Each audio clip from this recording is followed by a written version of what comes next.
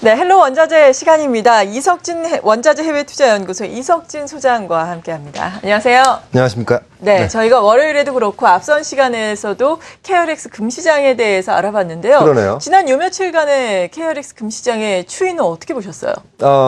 뭐 잘 보고 있습니다. 잘 보고 있는데요. 지금 방금 전에도 이제 한참 동안 이제 이제 현물 거래소에 대해서 말씀하셨는데 네. 이게 성공을 어떻게 봐야 될 것인지 이 기준이 거래소 측과 시장에 봐야 되는 게 약간씩 좀 다르기 때문에 이 성공 여부를 판단하기엔 좀 시간이 오래 걸릴 것 같습니다. 네. 아무래도 시장에서 봤을 때는 거래량을 가장 중시할 수밖에 없습니다. 그러겠죠. 거래량 한번 살펴볼 필요가 있겠는데요. 개장일이었던 월요일 같은 경우는 약 6kg 정도 거래됐었고요. 거래액은 한 2억 8천만 원 정도였었고요. 그다음에 어제 같은 경우는 한 4.2kg 정도 거래됐고 거래량은 한 2억을 밑돌았는데요. 거래소 측에서는 당초 예상했던 수준을 뛰어넘어서 성공적인 시작이라고 자축하고 있긴 하지만은요. 실제 시장의 반응은 그렇지만은 않을 수밖에 네. 없겠죠. 거래량이 가령 우리나라의 금 유통 규모가 연간 한 100톤 정도를 100톤 넘는다고 연간, 봤을 네. 때는 지금 현재 상황 정도의 현물 거래소의 거래량 같은 경우를 연간으로 살펴보면은 약 한 2톤에서 3톤 정도에 불과하기 때문에 미미하네요. 그렇죠. 네. 이 정도 거래량보다는 한 5배에서 한 10배 정도 늘어나야지만 시장에 성공적으로 안착했다라고 볼 수가 있겠죠. 그러기 위해서는 현물 거래소라는 당근과 더불어서 음성 거래 규제라는 채찍도 적절히 가미되어야 할 수밖에 없겠고요. 결국 공급업자하고 도매 소매업자들을 얼마나 빨리 많이 시장에 끌어들일 것인가가 성공의 가장 핵심적인 포인트라고 할 수가 있겠죠. 네. 지금 거래소 측에서도 시장 정착에 걸리는 시간을 한 1년에서 2년 정도로 보고 있기 때문에 제가 봤을 때도 그 정도는 걸려야지 시장에 좀 정착되지 않겠는가 정도로 지금 판단하고 있습니다. 네, 1, 2년간은 정착하는 데 있어서 시간이 걸릴 것이다라고 말씀을 해주셨고 네. 그리고 전반적인 물론 며칠 되진 않았지만 요즘에 네. 매매 동향을 보자면은 전체적인 금시장의 규모에 비해서는 좀 미미하다라고 평가를 해주셨어요. 이에 따라서 뭐 국제 금시장에 미치는 영향도 아직까지는 우리가 평가할 수가 없겠죠. 그렇죠. 사실 예. 국내 현물 거래소에 개장하고 국제 금 가격은 거의 관계가 없다고 봐야 됩니다. 네. 만약에 이제 물론 우리나라의 금 현물 거래소의 금 시장이 훨씬 커져가지고 금 수입과 어떤 소비자들의 수요가 확 증가한다고 하면은 네. 당연히 국제 금 가격에도 영향을 미칠 수가 있겠지만은 현재 상황에서는 아니오라고 할 수가 있겠죠. 네. 국제 금 가격의 결정 요인은 다른 쪽에서 보통 나오기 때문에 좀 그렇게 봐야 될 것 같고요. 현재 같은 경우는 금 가격은 좀 소강 상태를 보이고 있죠. 온스당 1,380달러, 즉 월초만 하더라도 우크라이나 사태라든지 그다음에 중국의 그림자 금융 사태에 이은 불확실성 고조로 인해서 온스당 한 1,380달러까지 올라갔었지만은 최근 같은 경우에는 지난주에 미국의 소비자 물가 상승률이 좀 낮게 나오고 네. 이번 주에도 영국의 소비자 물가도 낮게 나오면서 다시 좀 되밀리는 그런 상황을 보이고 있습니다. 제가 봤을 때는 1년 가까이 지금 차트에서 보시다시피 금 가격이 온스당 1,400달러를 넘지 못했었기 때문에 당분간은 좀 숨고르기 국면에 진입했다라고 볼 수가 있습니다. 네, 그러니까 지금 금에 투자할 적기는 아니다라는 말씀이신가요? 적기가 아니라는 말씀은 아니고요. 숨고르기 국면이라는 얘기는 그만큼 박스권에서 좀 움직일 가능성이 높다라는 거죠. 그럼에도 불구하고 온스당 1,200달러에서 우리가 바닥을 몇 번이나 확인했기 때문에 네. 1,300달러의 금 가격이라고 한다면은 안정적인 흐름을 봤을 때는 나쁘지 않은 지금 가격대라고 볼 수가 있습니다. 네. 진입하기에. 예. 진입하기에 네. 나쁘지 않다. 그러니까 장기적으로 보기에는 괜찮다라는 말씀이신 건가요? 그렇습니다. 지금 금 수요 자체도 예. 오늘 뉴스에도 나왔지만 이라크 쪽에서도 금을 많이 또 맞아요. 수입했다고 하죠. 그런 적도 있고요. 최근에 보면은 공급량도 많이 늘지 않고 있기 때문에 나쁘게 볼 이유는 별로 없습니다. 네. 현재 상황에서. 그리고 이 시간에는 지난주부터 원자재 네. 시장의 투자 팁을 알려드리고 있는데 지난주에는 국내에 상장된 ETF 상품에 대해서 알아봤는데 네. 이 해외 시장에 상장된 ETF 상품에 대해서 소개를 해주신다고요? 네네, 그렇습니다.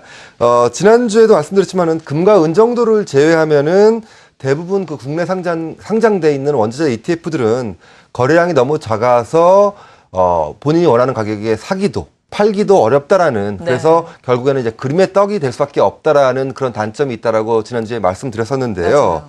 그렇다면은 다른 방법이 없을까요? 물론 있습니다. 있겠죠. 바로 해외 상장돼 있는 ETF를 이용하는 건데요. 예.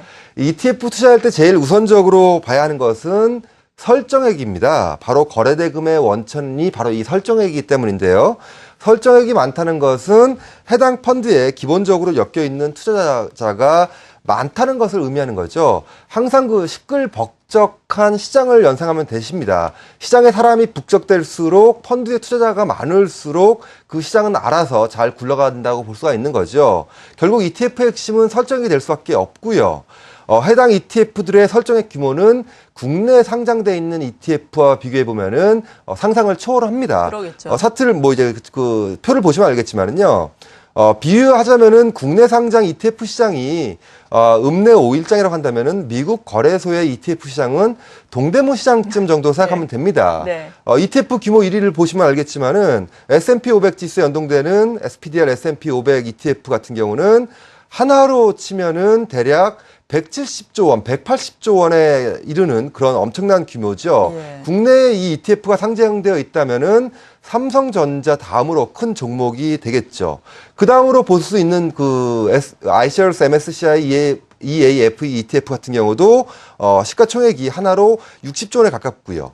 하나로 10조 원 이상의 자산을 가진 ETF만 헤아려도 40개가 넘습니다. 원자재 ETF 중에 대표적인 그 SPDR 골드 트러스트 지금 쭉 보시면 8번째 정도 나와 있는데요. GLD라고 그래가지고 저것만 하더라도 한화로 쳤을 때 40조 원에 육박을 합니다. 흥미로운 것은 그 한국 증시에 추종하는 ETF도 있다는 건데요. 한 80위대에 있는데 ETF 자산도 하나로 한 4조 원을 넘어서고 있기 때문에 네. 작지가 않습니다. 이런 점들을 살펴보면은 결국 우리 그 투자자 입장에서는 읍내 시장에 갈지 동대문 시장에 갈지는 물론 이제 투자자 판단의 몫이겠지만은 당연히 어떤 메뉴가 많고 거래가 활발히 이루어지는 시장에 가야겠죠. 그렇게 봤을 때는 원자재 ETF 투자하시기 위해서는 현재로서는 국내 시장이 좀 더 커지기 전까지는 어쩔 수 없이 좀 해외 원자재 시장 ETF를 좀 활용하는 것이 가장 현재로서는 좋다라고 볼 수 있겠고요. 네. 이게 또 어렵지 않습니다. 국내 증시 투자하듯이 그 해외 주식계좌 개설 서비스를 이용하시면은 네. 얼마든지 쉽게 할 수가 있다는 거죠. 그래서 다음 주부터는 요 좀 개별적인 원자재 ETF들을 가지고 말씀을 좀 나눠볼까 합니다. 네, 정말 거래량이 적고 설정액이 적은 경우에는 말씀하신 것처럼 원하는 가격에 사고 팔기가 좀 어려워질 수 있기 때문에 이러한 단점이 있는데요.